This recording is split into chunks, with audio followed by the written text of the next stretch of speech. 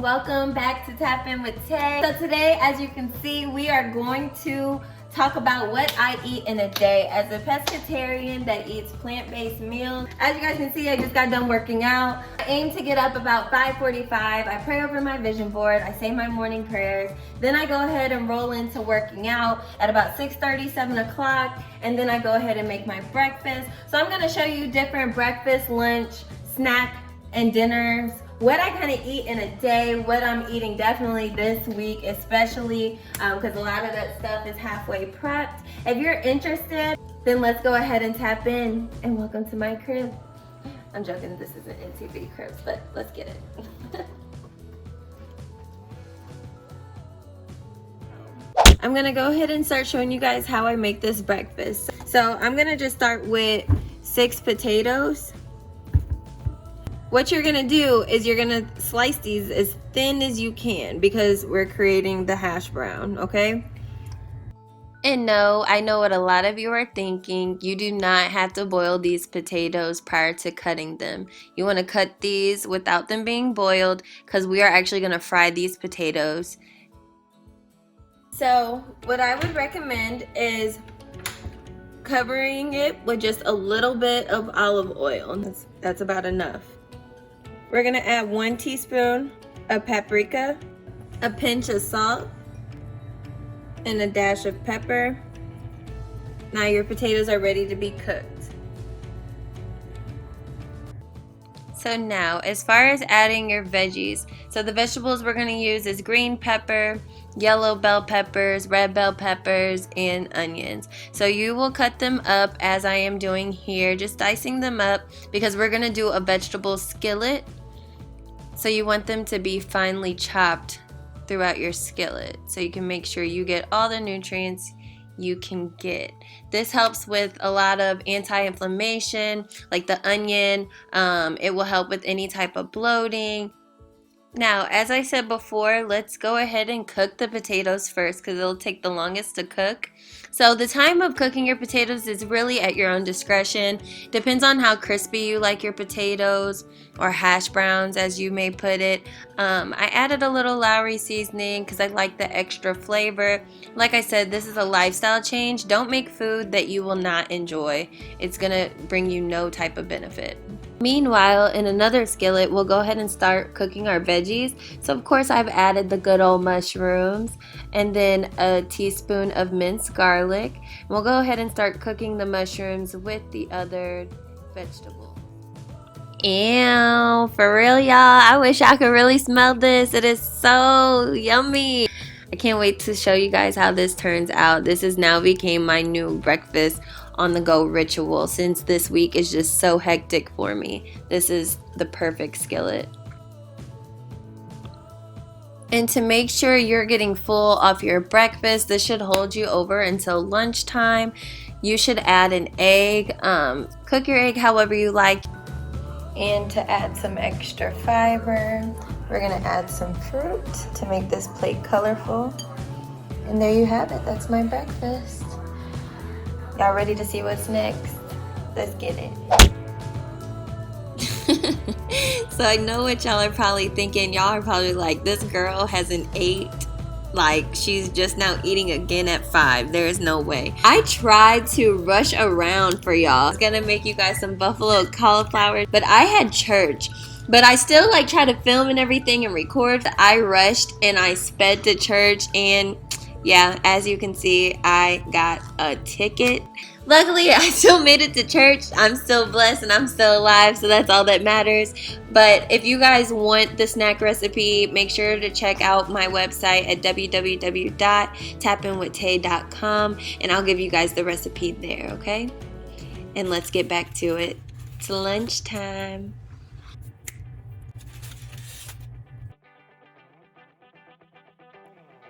So most of you guys are probably picking up on the trend here. So we're using similar vegetables. We are going to go ahead and start making these salmon burgers. But like I said, we're using similar vegetables because I want you guys to start meal prepping for the simple fact that it will save you money. If you buy these things, like bell peppers are what, $1? Some of them go by units, some go per pound. It depends on where you shop at. But the really great thing about meal prepping is not only does it keep you in shape and healthy, but it also is cost friendly. So I did not spend a lot of money between my lunch and my breakfast at all. And if any of you need meal prepping assistance, make sure you DM me on any of my social media platforms, or you can sign up for my emails on my website at tapinwithtae.xo. So after adding all the vegetables, we'll add 2 eggs.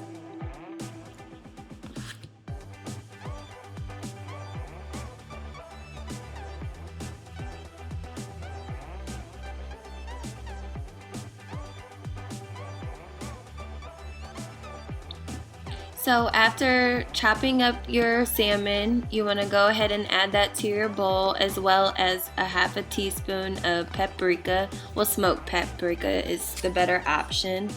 Then you will add the breadcrumbs. You want to add breadcrumbs to where the batter starts to dry up a little bit. Then you will add y'all know I can't pronounce that word, just to add some extra flavor. Then you can scoop it up and start trying to form a patty.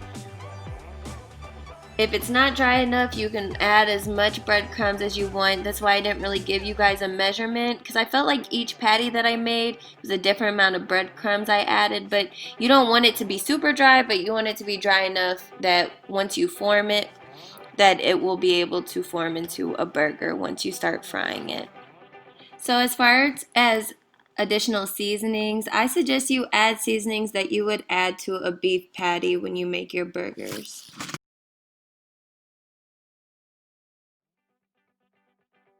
So the buns I chose is sandwich thins. Like I told you guys before, I try to stay budget friendly. I just really wanted to try those, but you see I have my wheat bread to the side had I not had these already in my pantry.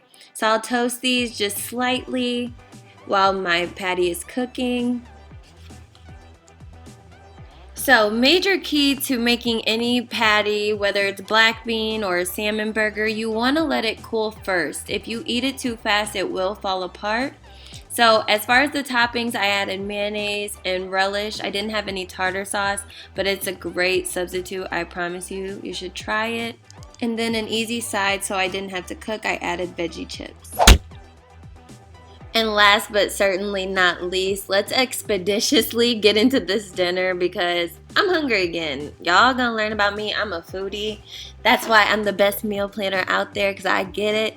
I'm not gonna have y'all eating some crazy foods, but we are gonna have Parmesan crusted codfish for dinner, and then you'll see the sides here shortly. So to start, I just added some salt and some pepper, and I'm gonna spray a little bit of lemon on top, and I'm gonna let that sit after seasoning both sides. And then meantime, in between time, we're gonna go ahead and start making the batter for the fish.